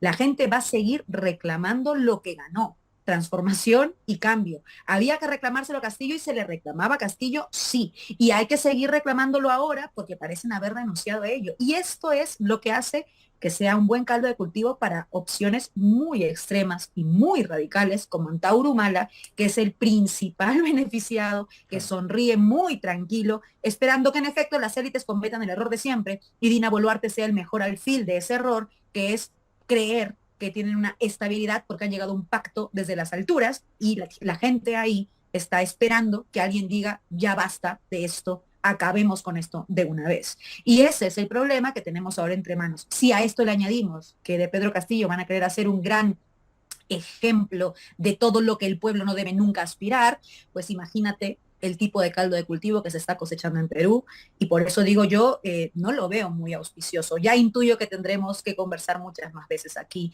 sobre más cosas en Perú. Espero que mejores, pero no tiene mucha pinta. Bueno, esperemos que sea así y bueno, ahí os dejo, bueno, las redes de Venos Canas de Laura Arroyo, bueno, que ella es especialista en comunicación política y que aparte te voy a pedir que hagas un poco de spam porque desde hace un tiempo, bueno, eres la directora de La Batalla de las Palabras, que creo que es un podcast y que de vez en cuando, bueno, te pueden escuchar. Dinos dónde y cómo pueden escucharte. La Batalla de las Palabras todos los lunes a las 5 de la tarde es un podcast que habla de esto, de las palabras que nos quieren quitar desde ciertas agendas de derechas muy interesadas. Por ejemplo, libertad, por ejemplo, democracia, por ejemplo, desarrollo, por ejemplo, fascismo, y básicamente en cada episodio hablamos de una palabra y la desentrañamos, la desnudamos con el apoyo de analistas latinoamericanos, pero también europeos, porque en realidad las palabras son de todos y de todas. Y me parece bien importante hacerlo, sobre todo en un contexto donde la posverdad se ha vuelto la norma, y creo que es bien importante que frente a las fake news y la posverdad y tal, seamos capaces de recuperar las palabras que siempre han sido nuestras y que significan otra cosa, que la libertad que ellos nos venden es individualismo, no es libertad, y que el fascismo que ellos dicen que no son, en realidad sí son, y que hay que llamarlos fascistas. Y creo que eso es bien importante, así que este es un podcast que básicamente se dedica a eso, y que más bien quien quiera sugerirnos palabras para disputarlos en el podcast, invitadísimos a escribírmelo en las redes y los tomaremos en cuenta. Súper interesante, porque esto de la libertad, democracia, y bueno, es tremendo. Por ahí hacen una recomendación, aparte de escuchar tu podcast, Rebel Streaming dicen leer Palabras violadas de Cortázar, que me parece una buena recomendación al hilo de... Cortázar siempre es una buena recomendación. Muy bien. Bueno, pues lo dicho, Laura, muchísimas gracias por pasarte por aquí y bueno, seguramente no sea la última porque esto parece que va a dar para largo y seguramente, bueno, pues nos va a venir muy bien tu análisis con conocimiento de causa y también explicando en palabras que podamos entendernos, porque la política de Perú debe ser de las más complicadas que hay en el mundo, así que nada, ahí recomendamos La Batalla de las Palabras, creo que en Spotify por lo menos, no sé si en algunos... En Spotify está, también en YouTube, pero al ser podcast recomiendo más Spotify porque es audio y lo puedes escuchar en cualquier momento de tu vida. Perfecto, pues ahí queda la recomendación, La Batalla de las Palabras, y lo dicho, muchísimas gracias Laura por pasarte y por tu análisis. Así que nada, gracias a ti, Julián, por la invitación, un abrazo grande. Chao, chao. Bueno, pues nada, ahí teníamos a Laura, que bueno, lleva viviendo aquí unos años, ella es especialista en comunicación política y tiene un podcast, fíjate, que yo creo que es muy compatible con pandemia digital, ¿no? ¿Cuántas veces hemos hablado aquí del uso de las palabras que se hace, ¿no? Los documentos desclasificados de la CIA, que creo que es tremendo tema. En esos documentos desclasificados aparece mucho la palabra libertad, la palabra terrorismo y cómo había que usarla. Bueno, yo os había prometido que iba a poneros unos audios que se están filtrando y que vaya, vamos a... Os los voy a poner, ¿vale? Porque es la teoría... Bueno, se puede separar... Fijaros porque estos son los audios que están corriendo de por qué hizo esto y que según lo que hemos hablado puede cuadrar, ¿vale? Son los audios que me han reenviado desde Perú un amigo que vaya, siempre me está poniendo al día, así que bueno, David, muchísimas gracias si nos estás escuchando. Fijaros, esto está rulando por Perú sin darle mucha credibilidad. Me dicen que evidentemente es un audio de las clases, por el acento, de las élites económicas de Lima. Vamos a escuchar y verás cómo concuerda bastante con algunas de las cosas que hemos hablado. Ya, les cuento la historia. La única forma de sacar a Castillo era que Castillo rompiera el orden constitucional, porque no iban a tener los votos hoy día tampoco para vacarlo. Entonces, José William Zapata ya había urdido un plan para sacarlo, que la única manera de sacarlo era que el tipo quebrante el orden constitucional, que fue lo que hizo hoy día. Entonces, William Zapata, obviamente como hombre de inteligencia y como el comandante general, ex comandante general del ejército y el jefe de Chavín de Huántar, de la operación Chavín de Huántar, elaboró todo un plan que involucraba a la Fiscalía de la Nación, que involucraba a la Contraloría, que involucraba a las Fuerzas Armadas, a la Policía y a todos los actores del día de hoy, incluido al Congreso. Y también, obviamente, a Dina Boluarte. Este plan lo tienen hace como 3 meses más o menos, desde el momento que Dina Boluarte decidió apartarse de Castillo. Están involucrados los ministros, está involucrado Mariano González, el ex ministro del Interior, que justamente a Mariano González lo metieron ahí para que fuera como un topo, ¿no? Pero bueno, finalmente lo terminaron sacando y no se pudo llevar a cabo el plan con él. Pero involucraron a los ministros favoritos de Castillo, pues, ¿no? Al pelado ese que no me acuerdo cómo se llama, a Félix Chero y a otros más, ¿no? Que fueron los primeros ministros en renunciar. Le hicieron creer a Castillo de que él debería dar un golpe de Estado. Para esto también se fraguaron las últimas encuestas, que Castillo tenía más apoyo y que iba creciendo su apoyo y que a Castillo le hicieron creer que él tenía, con últimas encuestas que solamente le pasaban a él, le hicieron creer que tenía ya más de 40% de aprobación popular y que el pueblo estaba respaldándolo a él y que el Congreso tenía 8% de aprobación popular, entonces que iba a ser muy fácil tumbarse al Congreso. El día de anoche supuestamente hay Consejo de Ministros, se juntan todos los ministros, bueno, hubo Consejo de Ministros y supuestamente estaban elaborando la defensa de Castillo con la que se iba a presentar el día del Congreso.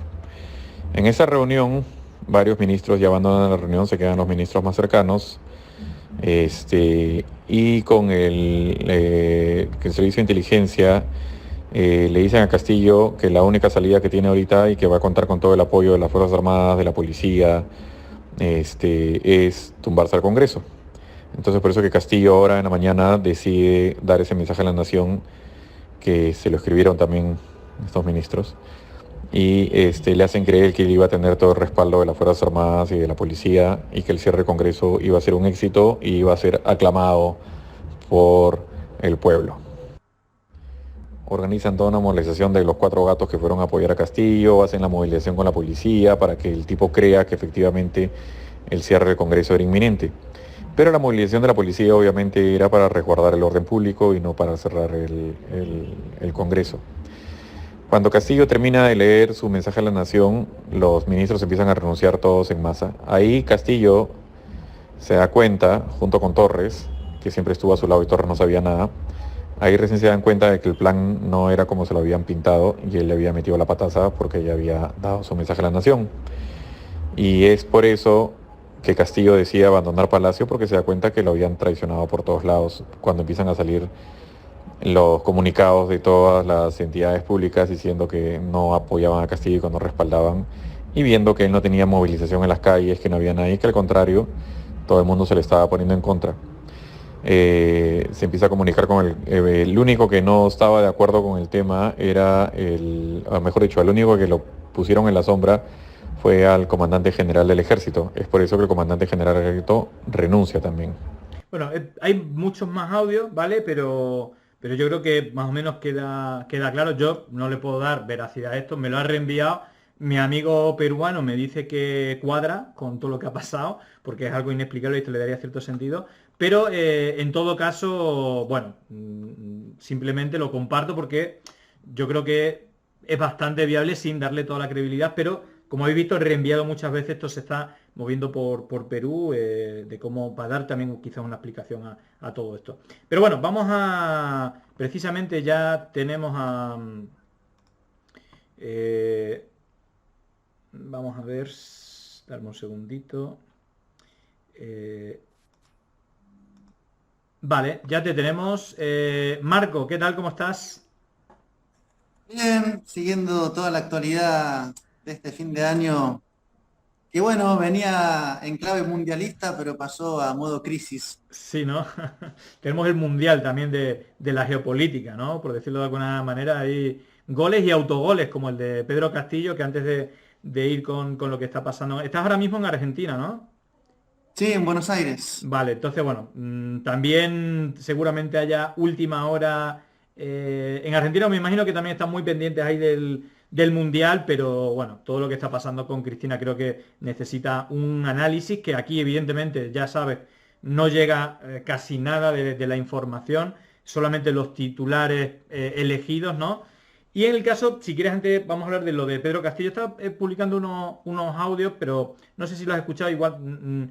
Que te quería preguntar tu análisis, ya publicaste, de hecho lo hemos estado viendo, algunos de tus tweets de cómo iban si has estado siguiéndolo, los acontecimientos de los hechos, y que es algo inexplicable, ¿no? Los audios que estaba poniendo decían cuál era el plan, ¿no? Como que alguien le dijo tienes que hacer esto, y al final fue como una especie de trampa, porque incluso en la vacancia que se iba, en esa moción de censura, ese impeachment, que se iba a votar, ni siquiera daban los números para echarlo. Por lo tanto, no tenía ningún sentido lo que hizo, que ha valido precisamente, pues no solamente para destituirlo, sino incluso para judicializarlo, y veremos en qué acabó. ¿Cuál es tu análisis ya con 24 horas de lo sucedido con todo lo ocurrido ayer? Bueno, todavía hay muchas preguntas, ¿no? Lo primero, supongo que lo habrán contado, pero tiene que ver con el contexto en el cual se venía, ¿no? O sea, era una crisis continuada, un intento de vacancia, o sea, de destitución de Castillo sostenido, una suerte de round uno tras otro.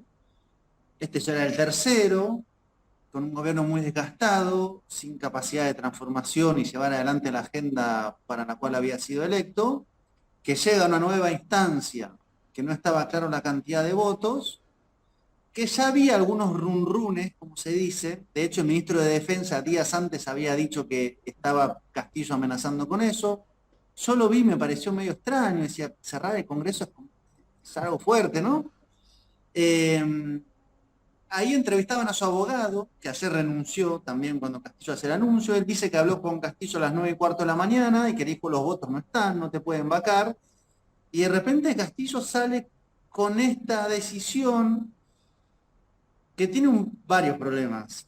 Primero hay un problema legal, evidentemente, porque disolver un Congreso si no hay un motivo que lo permita en términos legales es un problema, evidentemente, y en este caso no lo había, porque no es que el Congreso le estaba rechazando los gabinetes o le estaba intentando destituir ministros, digamos, era un intento de vacancia, que eso no contempla que se puede disolver el Congreso. Entonces, legalmente no estaba acompañando. Si no hay legalidad, puede que haya legitimidad, supongamos que es una posibilidad. Y ahí tampoco la hubo, porque ni adentro de su gabinete lo acompañaron. Era evidente que el Congreso se iba a atrincherar, entonces uno pensaba, si el Congreso se la trinchera, el Poder Judicial, que también lo tiene en contra, se la trinchera, y de alguna manera tiene que, digamos, intervenir. Estaba diciendo que iba a intervenir el Poder Judicial. Y eso, o lo haces con un respaldo de las fuerzas militares o policiales, lo cual es bastante complicado en términos políticos democráticos, o bien tenés, no sé, 5.000, 10.000, 15.000 personas afuera del Congreso clamando por una refundación nacional, que es lo que él decía, vamos a 9 meses a un nuevo Congreso que haga un proceso constituyente, lo cual como horizonte no era malo. El problema es que él pasa de ser víctima de un intento de golpe de Estado a ser puesto como el victimario. Y los victimarios pasan a ser defensores de la democracia y la democracia. Es terrible. Jugada perfecta, ¿no? O error. Ahí la pregunta, ¿y por qué hizo eso? Sí, o sea, sí. ¿por qué se lanzó a ese vacío? Ahí, bueno, Guido Bellido, que fue su premier, el primer premier, no, el segundo, o el primero, dice que lo forzaron a leer ese documento. Yo no lo sé, ahí habrá que buscar en los laberintos y pasillos de la historia y las conspiraciones por qué llega a esa situación. Seguramente lo engañaron, tal vez, en el sentido de, bueno, anda para adelante que te acompañamos, y cuando salió se dio cuenta que no había nadie a su lado. Y también fue una demostración bastante como trágica de la dificultad que ha tenido siempre para manejarse dentro de esa jauría caníbal que es la política peruana, digamos, ¿no? O sea, ahí estaba viendo imágenes de que los que lo escoltaban de contrainteligencia en realidad lo estaban arrestando. Eso No, era como tremendo. gráfico.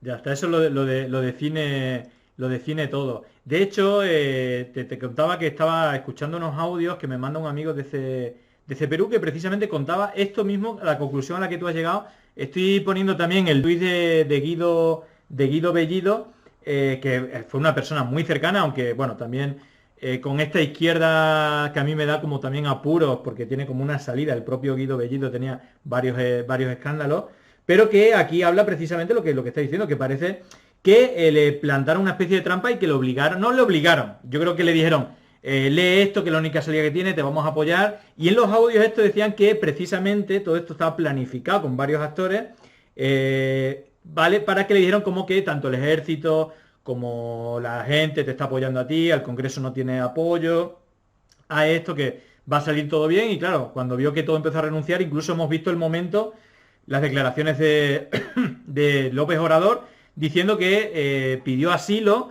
y que antes de... Primero, ha llegado a decir como que tenía el teléfono pinchado, porque, o eso piensa, porque al poco tiempo de la llamada inmediatamente apareció policía parando la puerta para que nadie entrase en la Embajada de México y con gente.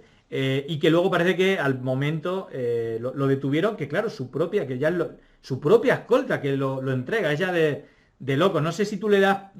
son hipótesis, yo no quería verificar que esto sea cierto, evidentemente, pero podría ser por la navaja de como casi la única explicación a este autogol de manera metafórica, ¿no? En época del Mundial, que no tiene otra explicación. ¿Tú le pones fichas a esto o crees que es demasiado conspiranoico? Mira, lo del teléfono pinchado, acordate que cuando fue la elección de Castillo le habían pinchado el teléfono a Vladimiro Montesino, que estaba en una cárcel de máxima seguridad de la Marina, donde te quedás sin señal 1 kilómetro a la redonda. Justo lo hemos hablado. Igual le habían pinchado. O sea, si se trata de operaciones, está claro, y es una representación muy gráfica de que una cosa es ser presidente, otra cosa es el poder, ¿no? Y el poder funciona de manera mucho más compleja e invisible que el gobierno y el poder ejecutivo. Valga también para Argentina lo que está pasando. Entonces, yo creo que llegó a un punto, a un límite. ¿Cuál habrá sido la razón para que diga, esta es mi última carta? Esa es la gran pregunta para lanzarse. Porque uno puede decir, bueno, no, pensó que tenía los apoyos, lo habrán engañado, se lanzó al vacío político. Pero por alguna razón llegó a la conclusión, que es lo que no se entiende, de que eso era lo único que le quedaba por hacer, en vez de aguantar que el Congreso votara. Y suponete que lo vacaban, decir, yo soy un presidente víctima, este Congreso impide la democracia en este país, convoco a la gente a respaldarme. Y ahí lo respaldaban o no, no se sabe, pero se mantenía como víctima. Claro. Ahora ha ingresado a un lugar de la historia muy complejo, porque la derecha se hace un manjar, dice, este es el nuevo Fujimori, disolución de Congreso, ergo Fujimori, va a quedar preso seguramente por rebelión.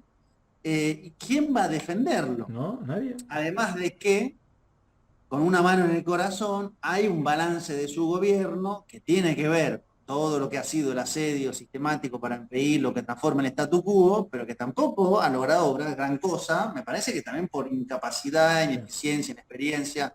Entonces voy a decir, ¿y por qué hay que bancarlo a Castillo? Digo, pensando incluso en un imaginario social. Bueno, porque es nuestro, porque es del interior, porque es pobre, porque es mestizo, porque representa el Perú oculto y porque lo quieren voltear los mismos de siempre. Bueno, esa sería una razón, pero después, en términos de lo que hizo...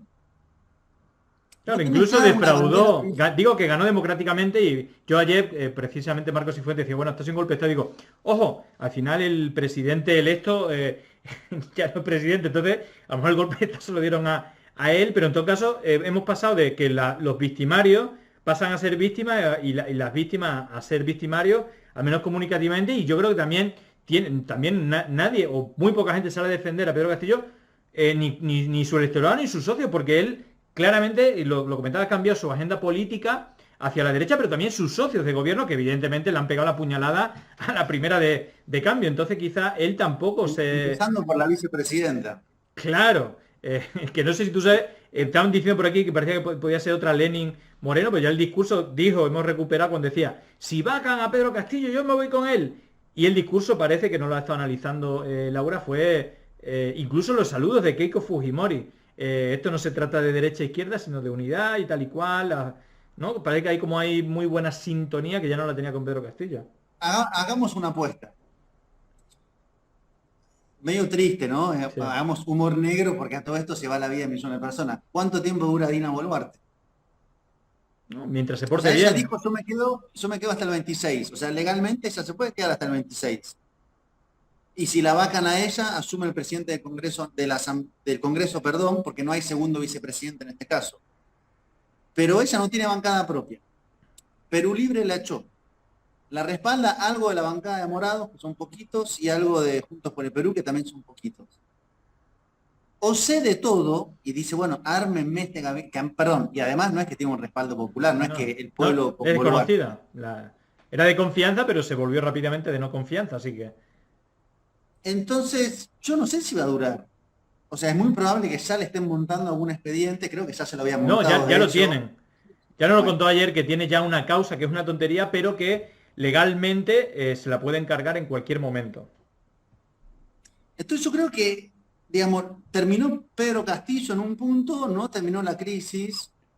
Yo la estaba escuchando recién a Anaí Durán, que había sido ministra de la Mujer, y ella plantea, hay que destrabar por abajo, y lo que ella, digamos, le plantea, bueno, en la entrevista a Boluarte, es, hay que llamar a elecciones generales y hay que salir a abrir el juego. Evidentemente, Boluarte no está pensando en eso, pero digo, esta cosa de no se puede seguir resolviendo una crisis estructural en los palacios que tienen de conjunto como máximo todos los poderes del Estado un 20% de población.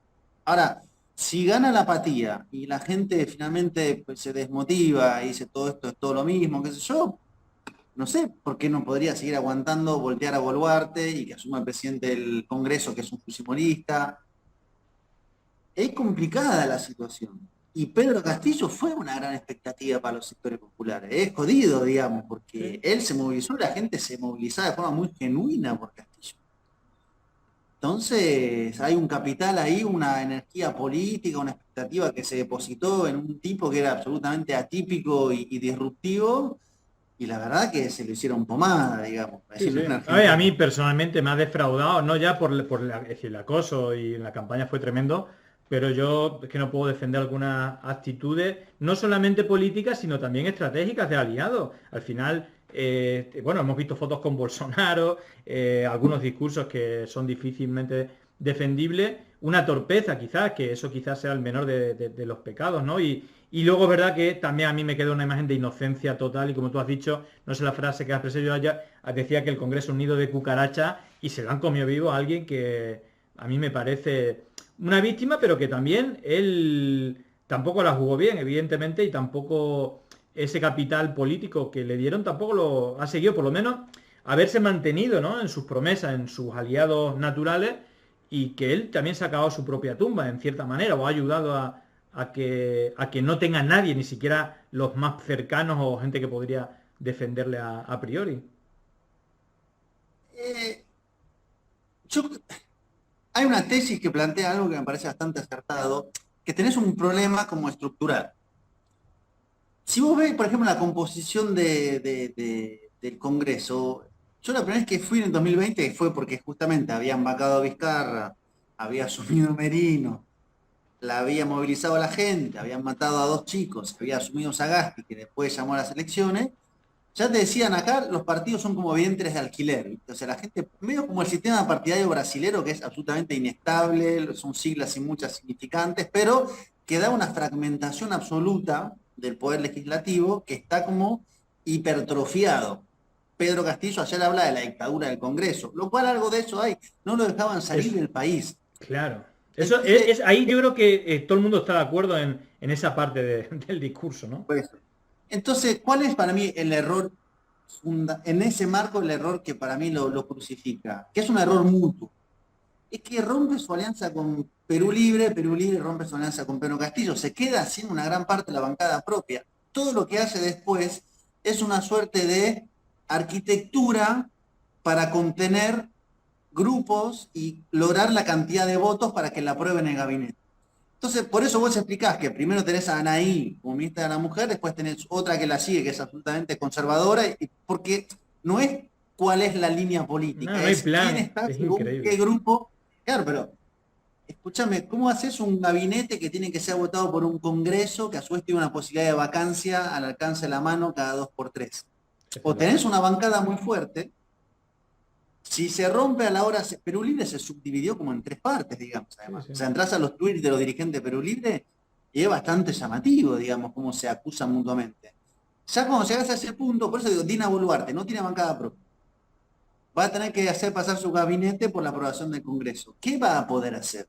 Negociar cuotas. ¿Qué proyecto de transformación hay? Pues ninguno, porque lo que vos haces es intentar atajar penales y el sistema, la máquina, el status quo, el modelo neoliberal, pues avanza en piloto automático y eso es una crisis, digamos. Y la gente, pues bueno, resolviendo la desigualdad. Sí, sí. Ahí digo, por cerrar este tema, y es que has puesto un ejemplo que creo que aquí la gente de España lo puede entender mejor, el tema de tener una ministra de la mujer que era feminista, ¿no? Anaí, un perfil claramente feminista, y que la sustituye es alguien pro vida con un discurso de quiten las manos de mis hijos, es decir, como un discurso de Vox. Es decir, cuando...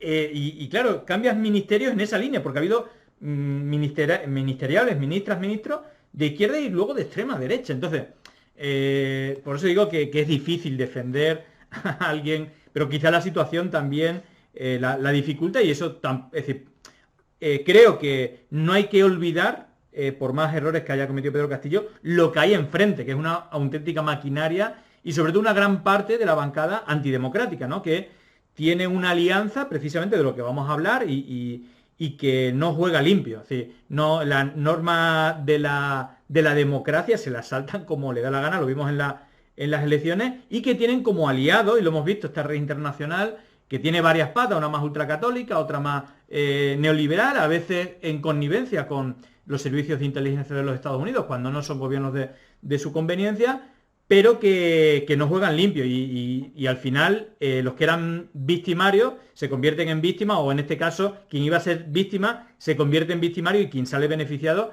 es una gran parte de las bancadas antidemocráticas que tienen sus alianzas, y hace poco lo estuvimos hablando, su encuentro en México, la CEPAC de México, donde, y no sé si estás conmigo de acuerdo, que más allá de hablar de ultraderecha y nos podemos ir al fujimorismo, o nos podemos ir al pinochetismo, es que no es ultraderecha, son espacios antidemocráticos que usan todas las armas que tienen para intentar por las buenas. Yo digo, tiene como tres niveles. Por las buenas, usando estas campañas de odio, de mentira, el control de medios de comunicación, también de ciertos sectores de la sociedad civil, y unos ataques muy agresivos también a las reglas del juego. Luego, si eso no va, muchas veces en connivencia con una élite judicial, ¿no? Con las acciones de Lawfare, que ahora vamos a hablar qué está pasando en Argentina. Y yo digo, la tercera baza ya es la militar o la policía, las Fuerzas Armadas, como hemos visto en Bolivia, donde tuvieron también un papel importante para dar entrada o permitir a esos grupos paramilitares que actuaran, ¿no? Y eso es realmente lo que hay enfrente, ¿no? Por más que haya torpeza, errores, pero va a tomar peso en Perú, y no es solamente en Perú, sino a nivel global, este espacio antidemocrático que está ahí presente en Perú y que va a tomar fuerza y que tiene fuerza, y ahora vamos luego con Argentina, pero esto también es así, ¿no? En Lima ganó López Aliaga, que es la expresión más conservadora, ahí sí, Opus Dei y esa matriz, digamos, ¿no? Sí, sí, total. Pero que tampoco sorprenden tanto en Lima, digamos. Ahí hay otro debate, algunos están diciendo, bueno, a ver qué pasa en las provincias, porque Pedro Castillo tiene un apoyo grande, sobre todo en el interior del país, no así en Lima. No sé, a mí me parece que ya lo que vaya a pasar es medio tarde, ya esa página se dio vuelta.